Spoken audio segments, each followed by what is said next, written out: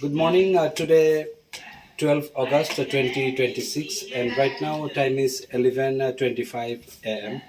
Presently, I'm in Gopalbari Senior Basic School, Tulashikar block.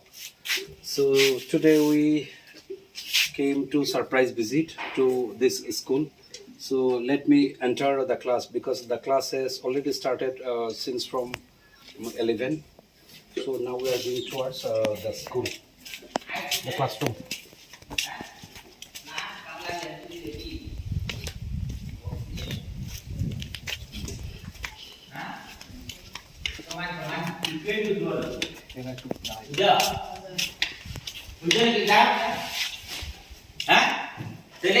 এই যে বাংলা দিয়ে আমি লিখছি জল, বিজ্ঞানের ভাষায় লিখছি কি H2O। এই H2O রে আমি যদি ভাঙি, এখানে আমি লিখছি H2 প্লাস O2, ঠিক আছে। তাহলে H2 দ্বারা কি বুঝতেছি আমি? বাংলা দিয়ে আমি লিখছি কিন্তু দেখো, H2 মানে এটা হচ্ছে হাইড্রোজেন, ঠিক আছে।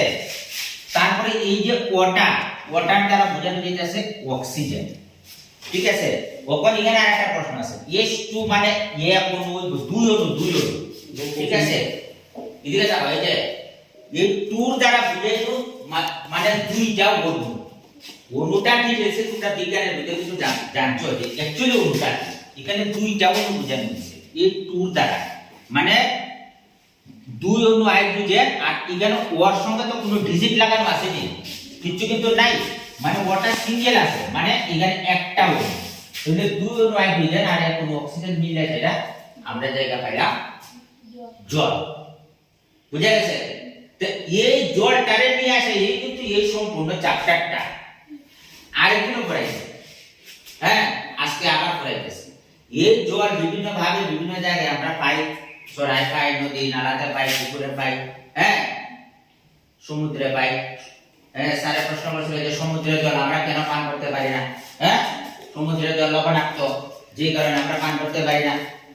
হ্যাঁ বৃষ্টির জল আমরা পান করতে পারি, কিন্তু বৃষ্টির জল হচ্ছে সবচেয়ে বিশুদ্ধ জল। কিন্তু বৃষ্টির জলের সাথে কোনো রকম কোনো জীবাণু কোনো কিছু থাকে না। এর ভিতরে সাধারণভাবে যে আমরা জলগুলো পান করি, এই জলগুলোর মধ্যে কিন্তু বিভিন্ন সময় বিভিন্ন কিছু ক্ষুদ্র ক্ষুদ্র চোখে দেখা যায় না এরকম বিভিন্ন কিছু থাকতে পারে, কিন্তু জীবাণু। কিন্তু বৃষ্টির জলের মধ্যে কিন্তু কোনো কিছু থাকে না। বৃষ্টির জল সংরক্ষিত করে সেটা যদি আমরা মানে পান করণের জল আমরা ব্যবহার করতে পারি, সবচেয়ে ভালো বৃষ্টির জল।